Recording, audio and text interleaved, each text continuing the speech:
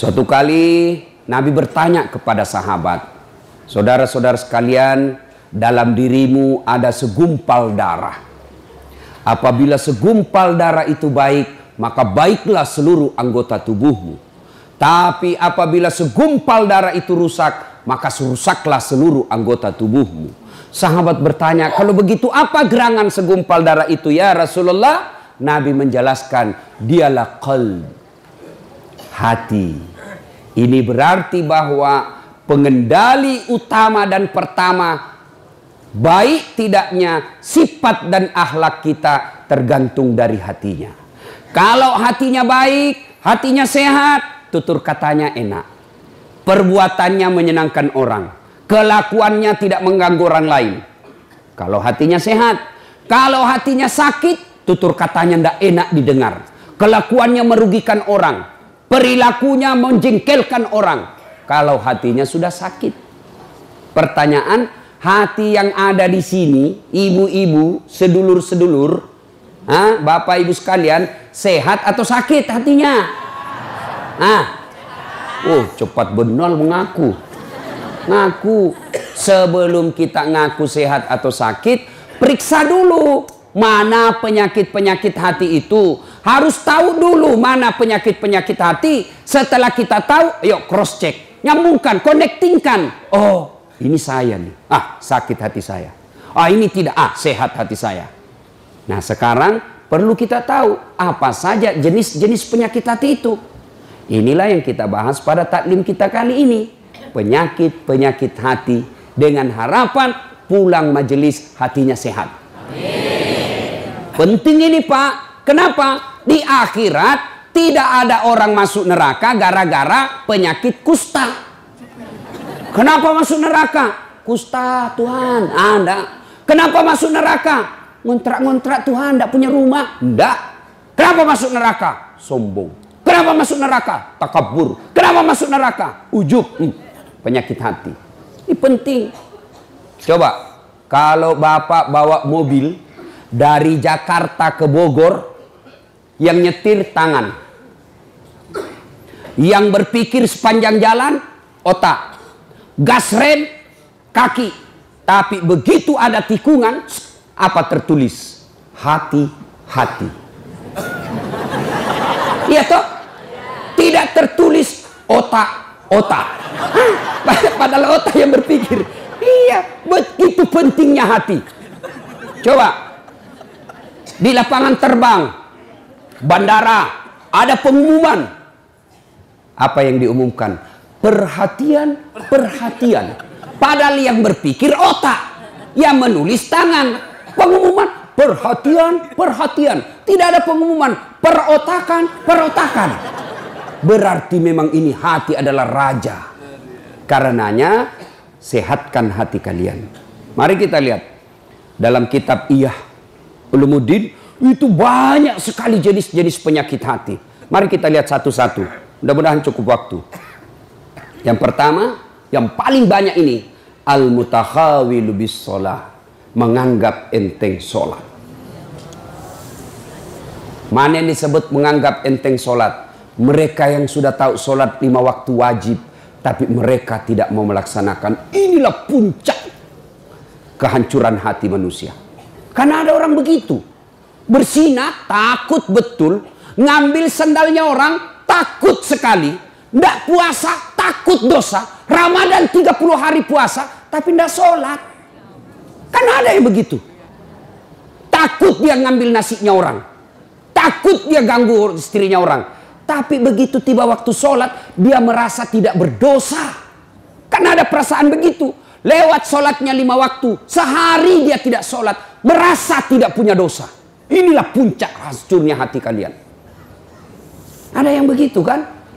Setengah mati cari duit. Dari pagi cari duit, sampai malam cari duit, tapi lupa sholat.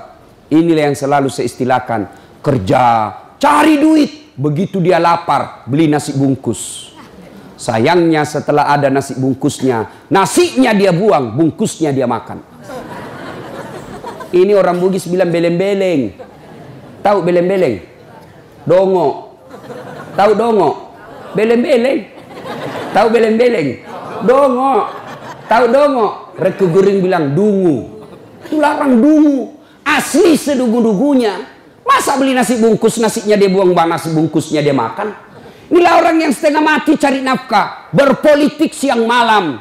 Berusaha siang malam. Ngajar siang malam. Cari harta siang malam. Lupa sholat. Beleng-beleng. Dungu.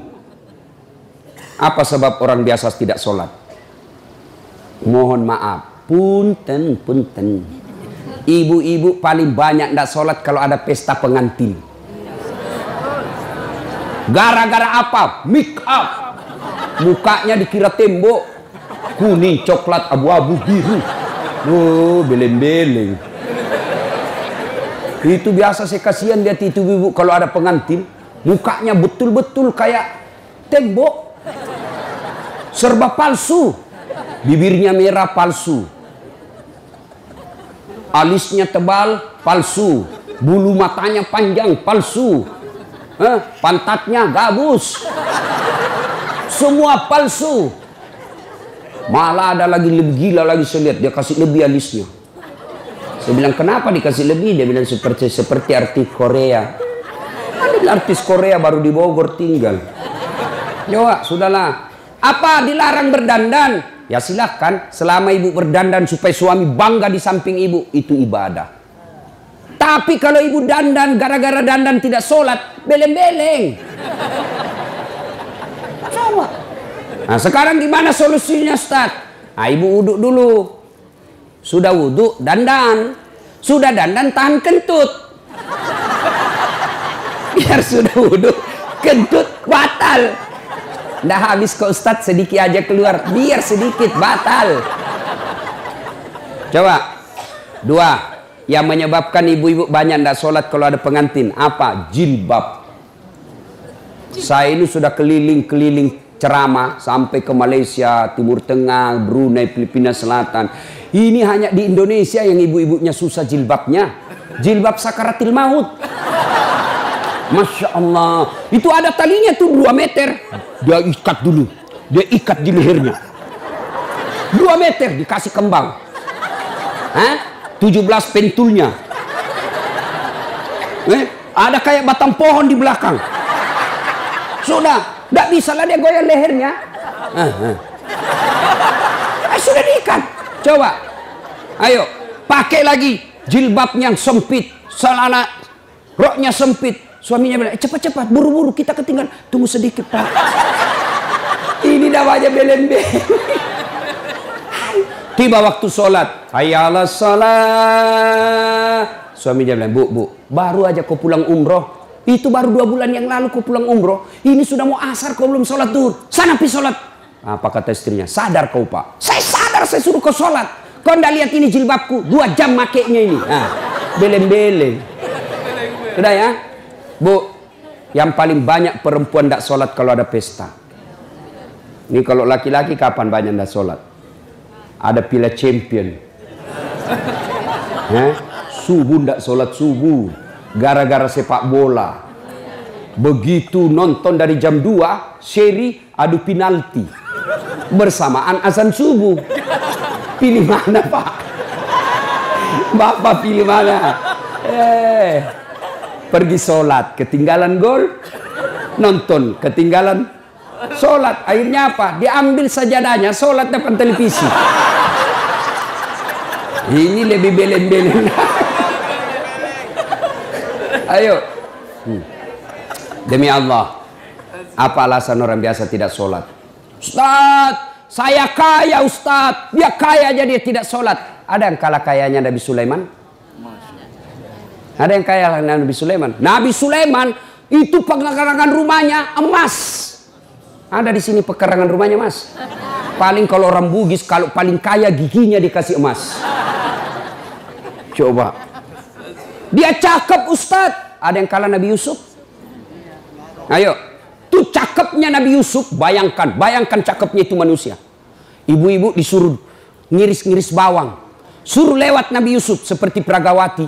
Yang kalau di atas apa itu? Catwalk. Lewat Nabi Yusuf. Ini ibu-ibu. Masya Allah. Ini bukan manusia ini. Bu, cakep betul. Tidak sadar, dia iris tangannya. Dia tidak rasa begitu terpesonanya dengan mukanya Nabi Yusuf. Segagah-gagahnya Ustadz Das'ad. Jangankan ngiris bawang, kentut aja hilang perhatian. Coba. Gagahnya Nabi Yusuf, tapi tetap taat beribadah kepada Allah. Saya kuat Ustadz, binaragawan. Ada kala Nabi Musa. Nabi Musa itu bu, kalau dia kunci badannya, tembus itu bulu-bulu di bajunya. Kalau dia kunci badan, terlempar songkoknya. Kalau dia tinju orang, belum sampai tinjunya sudah jatuh itu musuhnya. Ini orang Bugis bilang karate do, karate campur doti. Doti itu magic. Coba, hebat. Saya cerdas Ustaz. Ada yang kalah cerdasnya Nabi Nuh. Sampai detik ini tidak ada orang arsitek bikin perahu di atas gunung. Semua mereka bikin perahu di pesisir pantai. Nuh alaihissalam di atas gunung bikin perahu. Cerdas, tidak sombong, tetap sujud beribadah kepada Allah. Apa lagi? Hah? Ada apa? Apa alasanmu lagi? Tinggi pangkatnya Ustaz. Ada yang kalah pangkatnya Rasulullah Muhammad SAW. Beliau adalah penghulu para nabi. Penghulu para nabi. Apa yang kita mau alasan tidak mau sholat? Jelas. Demi Allah, tidak ada keselamatan bagi mereka yang menganggap enteng sholat. Ustaz, saya ini merantau Ustaz dari Sumatera. 30 tahun sudah saya di Bogor Ustaz. Tidak bisa lepas dari kredit. Rumahnya susah, masih ngontrak-ngontrak Ustaz. Periksa sholatmu. Anak saya nakal betul Ustaz. Periksa sholatnya. Saya sholat Ustaz. Betul kamu sholat, tapi tidak ikhlas. Asar lagi. Barusan duhur. Kok tidak ikhlas bos? Ayo. Saya ikhlas Ustaz. Mana ikhlas sholat duhur sudah dekat asar? Ikhlas kan namanya itu. Ayo. Mana ikhlas sholat asar sudah dekat maghrib. 1 kali wudhu itu sudah sholat asarnya. Itu juga maghribnya. Mana? Maka kalau hidup kita susah, jangan cari kambing hitam. Lebih periksa sholatnya. Saya sholat Ustaz. Kenapa hidupku susah? Betul kau sholat, tapi sholatmu main-main. Tidak semangat ketemu Allah. Allah.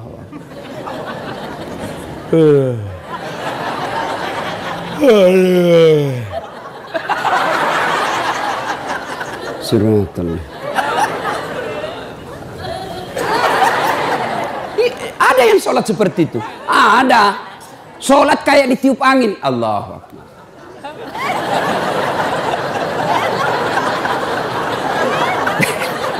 Siapa ajar kau sholat begitu?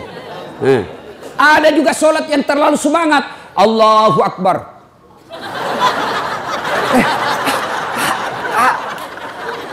Ibu ketawa karena membayangkan diri sendiri lah. Makanya kalau ada masalah dalam hidup, ayo pertama yang harus kita selesaikan, sempurnakan sholatmu bos. Saya sholat Ustaz. Betul, ibu sholat. Tapi ibu yang pakai baju sholat sudah 3 hari tidak dicuci. Ketemu Allah pakai daster. Tinggi sebelah lagi. CD-nya 2 hari tidak dicuci dipakai. Begitu sholat gatal semua. Siapa ngajar sholat seperti itu? Ayo ya, mulai hari ini koreksi sholatnya bu.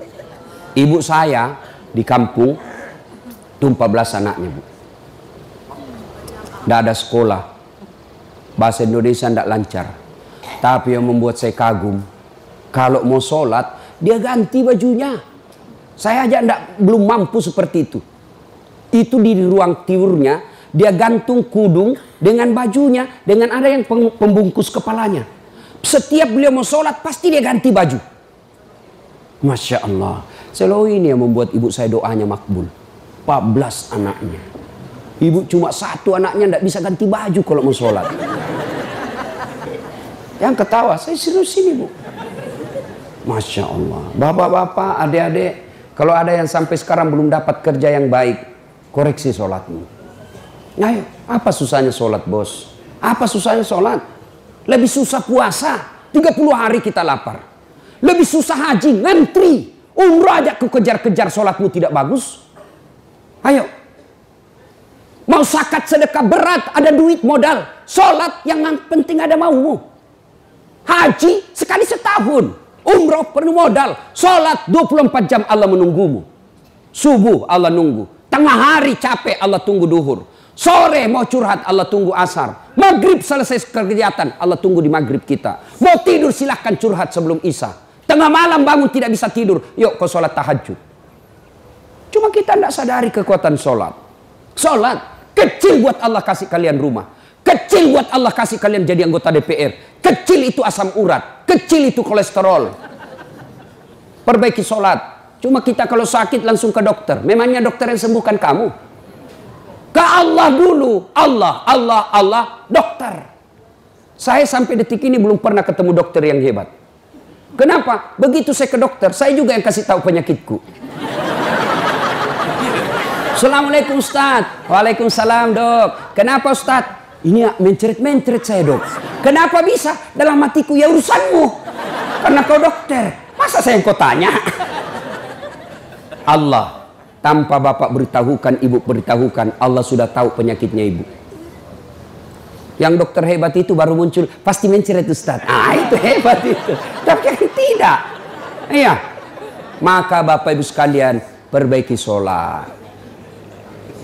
Nah, itu tetangga saya Ustadz tidak sholat tapi kok rezekinya baik, proyeknya lancar. Oh jangan salah, memang duitnya banyak, mobilnya mewah, rumahnya megah, tapi apa yang ibu bapak tidak tahu, istrinya selingkuh, suaminya membalas. Banyak kita lihat orang kaya tapi menderita batinnya. Duitnya banyak, dihormati di kantor, dimuliakan di kantor, tapi sampai di rumah aja dilempar piring sama anaknya masih SMP. Itu sudah banyak duitnya, tapi tidak ada kebahagiaan rumah tangganya. Banyak duitnya, tapi tidak ada bisa dia makan. Duitnya 7 miliar, tapi dilarang makan nasi. Apa enaknya? Dilarang makan nasi, dilarang makan karedok. Apa? Yang bisa dia makan hanya ubi rebus. Duit 7 miliar cuma ubi rebus. Pret. Ya, maka Bapak Ibu, adik-adik jangan galau, perbaiki sholatmu. Saya bisa bicara begini, saya alami. Demi Allah, saya pernah menjadi cleaning service. Bersihkan toilet triple terkenal di Makassar waktu itu. 4 toilet saya harus bersihkan tiap hari. Saya bilang sama koordinator kebersihan, tidak usah gaji saya, kasih masuk namaku undian umroh kalau ada gratis. Sampai tutup itu kantor tidak dapat. Saya pernah menjadi loper koran. Selesai sholat subuh saya bawa naik sepeda itu langganan harian Fajar di Makassar. Hilang lagi sepeda BMX ku. Tidak tahu sampai sekarang saya belum dapat siapa yang curi. Yang ngajar itu kalau saya dapat itu saya lapor di KPK. Masya Allah. Hai. Saya sering jalan kaki pergi sekolah. Saya pernah dihina kawan saya waktu kuliah. Keluar dari ruangan kuliah. Dia tunjuki saya, Dasat, tidak malu-malu kau, cakar semua bajumu. Cakar itu rombengan. Nah, tahu, baju bekas yang dari Eropa dijual 100.000 kalau di Matahari 100.000 satu. Ini 10.000 4, masih ditawar. Coba bayangkan. Saya tidak marah. Biiznillah dengan izin Allah. Saya istiqamah pelihara sholat dengan sebaik-baiknya. Alhamdulillah dengan izin Allah. Saya sudah punya travel sendiri. Kapan saja saya mau umroh bisa. Dengan izin Allah. Kalau kawan saya dulu yang hina saya kata pakai baju cakar. Alhamdulillah sekarang Ramadan baru-baru saya kasih lagi zakat. Coba. Kalau saya jalan kaki dulu Alhamdulillah punya kendaraan. Yang jarang seperti itu di Makassar. Alhamdulillah dengan izin Allah. Apa susahnya Allah kasih kamu rumah? Apa susahnya Allah kasih lunas utangmu? Kecil buat Allah. Yang penting sholat men, sholat. Perbaiki sholatmu, Allah yang selesaikan utangmu. Adakah manusia tidak ada masalahnya di dunia? Hah? Ini malah ibu-ibu penuh masalah, saya lihat mukanya ini. Mana ada manusia tidak ada masalahnya? Semua punya masalah. Ustadz, ibu pikir tidak ada masalahnya? Masalah saya besar. Mau kawin lagi tapi takut sama istri.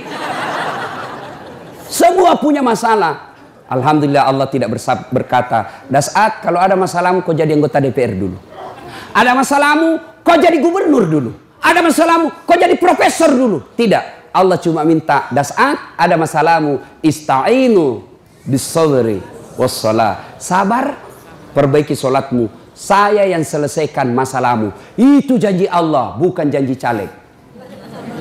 Oh, kalau caleg dijanji ande boleh kita dijanji sorga, dijanji juga kita sorga. Nih kartu namaku, pilih saya. Ada masalahmu, punten, hubungi saya, sama-sama Sunda. Pilih, begitu terpilih, dia ganti nomor HP-nya. Ini manusia, tapi kalau Allah, ayo dek, ada masalahmu, perbaiki sholatmu. Ya, teman setan yang pertama, nganggap enteng sholat. Apa akibat dan hukuman bagi mereka meninggalkan sholat, dan waktu kita bahas. Sekarang yang kedua, penyakit hati yang kedua, sombong, ujub, takabur, borro, mau dibilang, mau dikata, itu penyakit sombong. Ingat sejarahnya iblis keluar dari sorga? Ya? Apa penyebabnya? Apa karena dia miskin? Apa karena dia korengan? Apa karena dia penyakit kusta? Tidak. Ciptakan Adam. Allah perintahkan, wahai seluruh makhlukku, kau sujud di hadapan Adam. Inilah makhluk saya paling mulia. Iblis, malaikat sujud. Meskipun awalnya sempat protes. Satu makhluk Allah yang tidak mau. Namanya iblis. Iblis protes. Saya tidak mau ya Allah. Kenapa iblis? Adam baru diciptakan. Saya senior. Masa senior hormat sama junior? Gengsi dong. Adam diciptakan dari tanah. Saya dari api. Unsur kejadian saya lebih mulia dari Adam. Saya tidak mau. Allah berfirman, wah kau sombong rupanya iblis. Sombong tidak layak penghuni sorga. Keluar kau dari sorgaku. Diusir dari sorga. Cuma iblis waktu diusir, dia minta, ya Allah, nih sebelum saya keluar dari sorga, nih ada dua proposal saya. Permohonan saya. Satu, berikan saya umur yang panjang. Oke, kata Allah, kau tidak akan mati sampai hari kiamat. Kata iblis itu beranak pinak. Andai kita ketemu sama dunia, Pak, ini ada banyak di sini kita, Pak. Cuma karena dunia kita beda, maka tidak ketemu. Tapi di sini dia lihat kita ini, Pak. Oh ini nih sasaran saya nanti nih. Pulang ini saya goda lagi nih supaya goda ini. Itu cuma tidak dilihat. Tuh. Yang kedua kata iblis, permohonan saya yang kedua, berikan saya skill, kemampuan, kehebatan untuk menggoda anak cucunya Adam. Gara-gara Adam saya diusir, maka saya akan melakukan perang sepanjang hidup saya. Itu iblis. Kata Allah, silakan. Kecuali orang yang lemah imannya ku bisa goda. Keluar iblis. Mulailah dia goda kita. Nah, cara menggodanya ditimbulkan rasa sombong. Sombong itu adik-adik penyebabnya satu, bertambahnya ilmu. Ini yang bisa masuk ini ustadz. Ada ustadz sombong? Banyak. Bikin Instagram. Silakan hubungi kami kalau ada masalah, silakan tanya. Begitu dihubungi, tidak dibalas-balas. Kan ada yang begitu. Sombong. Biar Instagram tidak mau balas, WhatsAppnya orang tidak dibalas. Sombong lu men. Apa yang kamu sombongkan dengan ilmumu? Wa ma utitu minal illa qalila. Saya tidak kasih kau ilmu kecuali sangat sedikit. Lalu apa yang kamu sombongkan dengan ilmumu? Termasuk ustadz yang sombong itu tidak mau menerima perbedaan pendapat. Hanya dia yang benar. Pokoknya kalau tidak sesuai kajiannya salah, sesat. Mentang-mentang hijrah. Yang tidak sepaham dengan dia sesat. Belajar agamanya baru 6 bulan. Itu pun melalui YouTube. Instagram. Baru 2 menit habis kuotanya. Paham agama setengah-setengah. Saya dimaki-maki di Facebook, di wall saya. Ini ustadz. Ngaku-ngaku sunnah. Ngaku-ngaku narakan sunnah. Kau tidak pelihara sunnah. Kenapa kau bilang saya tidak pelihara sunnah? Buktinya kau tidak pelihara jenggot. Ya mau diapa kalau tidak mau tumbuh? Gara-gara jenggot dia marah-marah sama saya. Saya sudah kasih minyak malah gatal. Dia bilang istri saya, bau betul itu kau punya mulut. Bukan mulut, minyaknya. Sudah, ya. Ada. Semua dianggap salah. Adalah yang paling enak beragama itu, Pak. Yuk yakin begitu, laksanakan itu yang kau punya keyakinan. Jangan kau salahkan saya. Saya selalu pakai istilah untuk menuju Allah itu 10 kau dapat dari mana? Untuk datang kepada Allah, lagu Roma Irama, banyak jalan menuju Roma. Ya? Kalau saya jangan memahami dekat dengan Allah itu, jangan pertanyaannya 10 tambah 10 sama dengan berapa? Pasti jawabannya hanya 1. 10 tambah 10 sama dengan berapa? 20. Tidak bisa pilihan lain. Tapi cara mendekati Allah itu 20 kau dapat dari mana? Boleh 10 tambah 10, boleh 21 kurang 1, boleh 19 tambah 1, boleh 15 tambah 5. Ah, ini enaknya kalau kita begini. Ini hanya dia yang mau benar, semua salah. Ya, jangan sombong. Apa yang kau sombongkan dengan ilmu? Ada orang banyak betul ilmunya, Allah marah, mulai dikasih pikun. Pikun tidak ada obatnya. Selama ini dia pergi mengajar, diprotes sama istrinya. Pak, biasanya kalau kau mau mengajar, kau cium-cium jidatku. Ini sudah hampir 2 minggu tidak pernah kau cium saya. Langsung dia bilang suaminya, astagfirullah. Berarti siapa kau cium selama ini? Ternyata pembantunya. Apa kau mau sombong? Pikun kau tidak bisa bedakan istri pembantu. Jangan juga modus. Teman-teman pulang dengar ceramah ini, besok dia masuk kamar pembantu. Didapat sama istrinya, kukira kamu sayang. Jangan sombong dengan ilmu. Ya, pintu masuknya setan sombong. Yang kedua, apa penyebab sombong? Bertambahnya pangkat jabatan. Kan sombong. Anggota DPR, jangan sombong. Kau jadi anggota DPR karena rakyat memilihmu. Jadi bupati, jangan sombong. Kau jadi bupati karena rakyat milih. Tidak pilih, wabillahi taufiq wal hidayah. Keluar kau jadi rakyat biasa. Apalagi menyebabkan orang sombong? Bertambahnya harta. Jangan sombong, nanti kau seperti Qarun. Banyak duitnya. Takabur, tenggelamkan oleh Allah. Belajar dari Palu, belajar dari Donggala, Aceh, sekejap saja hancur. Jangan sombong. Apalagi membuat orang sombong? Bertambahnya ibadah. Yang tadinya malas sholat, sekarang sholatnya bagus. Bukan cuma 5 waktu, sunnahnya pun oke. Mulai sombong, jangan. Allah senang orang yang alim, tapi Allah tidak senang orang yang sombong. Puncak kesombongan, tidak mau sujud di hadapan Allah. Dalam hadits qudsi Allah jelaskan, ada 3 temannya setan di dunia. Satu di antaranya, ghaniyun mutakabbir, orang kaya yang sombong. Kaya harta sombong, temannya setan. Kaya ilmuwan sombong, temannya setan. Kaya pangkat pejabat, temannya setan. Tapi masih masuk akal. Orang masih, ya wajarlah dia sombong, dia wali kota. Wajarlah dia sombong, banyak duitnya. Wajar dia sombong, tinggi ilmunya. Tapi temannya setan.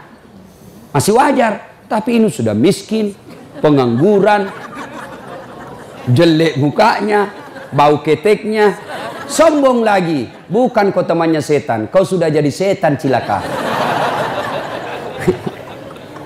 Salatullah, salamullah ala toha rasulillah. Salatullah, salamullah ala yasin habibillah. Ibu bapak, saudara-saudara sekalian yang saya hormati. 1, teman setan itu penyakit hati, menganggap enteng sholat. 2, sombong. 3, bakil, pelit, dedekut. Orang Bugis bilang seke, kikirigalla paku jambatan. Itu pelit sekali. Itu temannya setan. Ibu-ibu mau lihat pelitnya ibu? Coba kalau dia beli sayur. Hobi memang dia nawar. Kalau dia ke pasar, beda 1000, dia kelilingi tuh pasar. Beda 1000 tuh dia kelilingi. Bu, halo ibu. Bu, kalau ibu belanja di Trans Studio, Trans Mall, atau Alfamidi, Alfamart, tawar apa tidak? Tidak. Tawar apa tidak? Tidak. Coba kau tawar, dibilang ke orang gila. Lalu pedagang kasihan yang sesama kita pribumi, datang naik sepeda motor, kadang kala sepeda, dia datang, dia sudah panggil kita, ya Bu Haji, Nggih, Bu Haji makin cantik aja. Masih nawar. Apa namanya kalau bukan pelit? Sudah enaknya itu. Berapa Mas? 10.000 Bu Haji. 11.000 ya. Mantap. Kalau kan ibu-ibu yang suka nawar. Kalau bapak-bapak kan tidak suka nawar ya. Ibu-ibu tuh suka betul nawar. Bu, ibu bersedekah itu tidak mesti masuk masjid. Sedekah dengan niat. Mas, berapa Mas? 15.000. 13.000 ya Mas.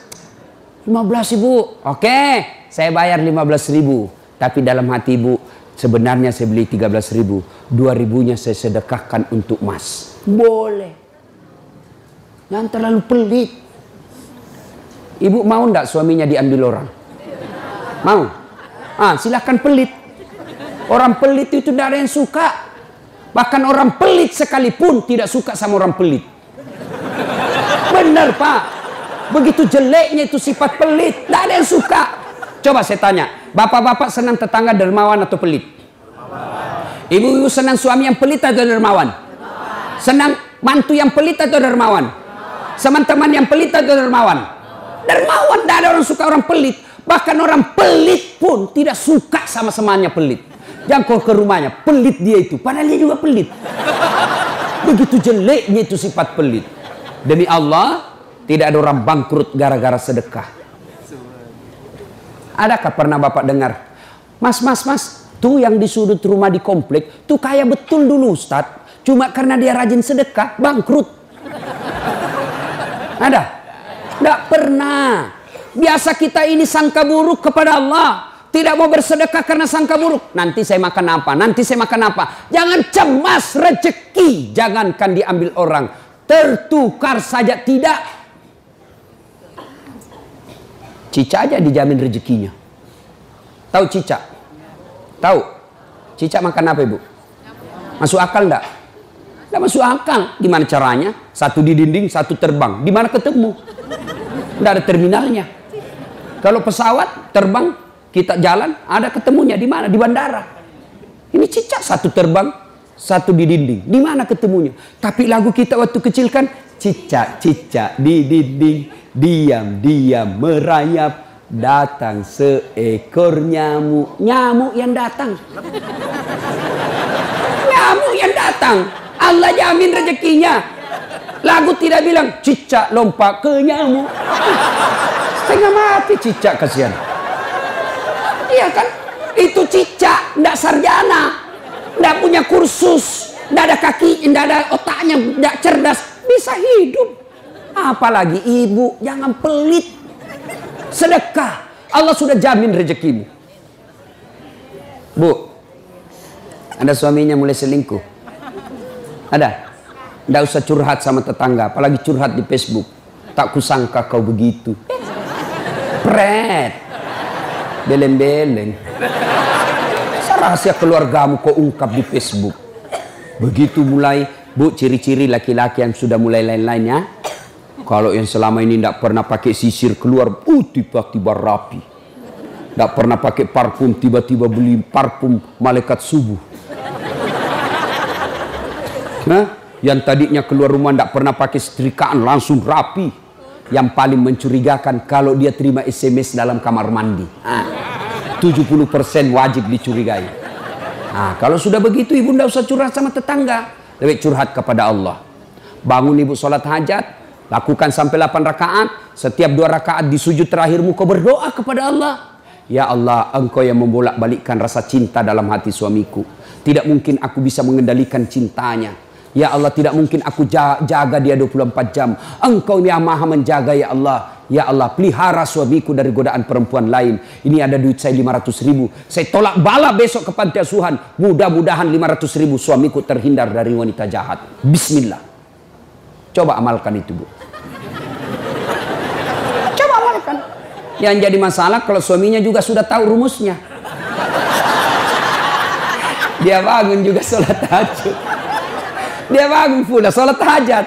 Istrinya sebelah, kamar sebelah. Suaminya kamar sebelah. Ya Allah, capek sudah saya lihat istri saya, ya Allah. Ngamuk aja kerjanya. Marah-marah aja. Berat badannya juga makin tambah ya Allah. Nggak tahu dilihat dari mana dia seksi. Yalah, ini ada duit saya 500.000. Tolak bala ya Allah. Mudah-mudahan istriku ikhlas saya kawin lagi. Bingung malaikat yang mana nih? Jangan pelit. Demi Allah. Tidak ada orang bangkrut gara-gara sedekah. Saya kasih contoh. Tanggal 4 kemarin, sehari sebelum lebaran. Ya, tanggal 3 malam. Ada anak-anak usia 19 tahun. Bapaknya Flores, mamanya Toraja. Kristen. Karena sering dengar ceramah saya di YouTube, akhirnya dia memutuskan diri masuk Islam. Desember kemarin. 19 tahun. Tanggal 3 malam, dia DM ke saya di Instagram. Ustadz, saya ini dicerita cara mualafnya. Kemudian besok sudah mau lebaran, saya belum punya baju baru Ustadz. Saya lihat Ustadz ini bagus-bagus bajunya. Di mana belinya Ustadz? Saya bilang sebenarnya baju saya tidak dibeli, bikin sendiri. Tapi yang lebih sebenarnya lagi, bukan baju yang bagus, saya yang gagal. Ya, sudahlah. Saya butuh baju lebaran. Saya bilang, kau datanglah ke rumah saya. Saya sediakan kau pilih bajuku yang kau suka. Dia pakai tongkat, turun dari taksi. Wih, kasihan saya. Kenapa kakimu, Dek? Ternyata diamputasi kakinya. Dia singgah sholat asar, ditabrak mobil. Saya bilang, berat betul hidupnya ini anak. Diusir dari orang tuanya, Pak. Diusir, sekarang tinggal di masjid. Tidak disetujui, hanya dia sendiri masuk Islam. Diusir. Bilang, kenapa kakimu? Saya cerita. Sedih saya. Sempat berkaca. Jangan sedih, Ustaz. Ini tidak ada artinya nih kaki ketimbang iman saya kepada Allah. Luar biasa, 19 tahun. Saya ambil baju saya yang paling bagus. Kau pilih ini, Dek. Mana kau suka? Bener, diambil yang paling bagus. Sempat juga saya nyesal. Sudah. Karena saya buru-buru ke bandara. Saya mau pergi khutbah. Ya, ini Dek. Kau ambil 1 juta. Sudah. Kembalilah dia. Naik Grab lagi. Sudah. Perjalanan saya ke bandara, masuk WhatsApp. Tik, tik, tik, tik. Ustadz, berapa nomor rekeningnya? Kirimlah nomor rekening. Masih di atas mobil, masuk. Tik, tik, tik, tik. Masuk. Berapa transferan masuk? 30 juta. Tadi keluar 1 juta. Tidak cukup sampai situ. Allah balas lebih banyak. Sampai di airport, bandara, depan pintu 7 nunggu saya keberangkatan. Tiba-tiba ada ibu-ibu lari. Bawa amplop. Ustadz, tunggu dulu Ustadz. Apa? Ini dalam hatiku. Ada apa lagi? Padahal cepat sudah. Ini ada ternyata ada fans saya. Dia lihat saya di bandara. Dia mau kasih, tapi cepat buru-buru mau masuk bandara. Dikasih saya melalui itu ibu. Nih ada Ustadz titipan dari ini. Oke, saya buka. Berapa isinya? 10 juta. Sudah 40 itu kan gantinya.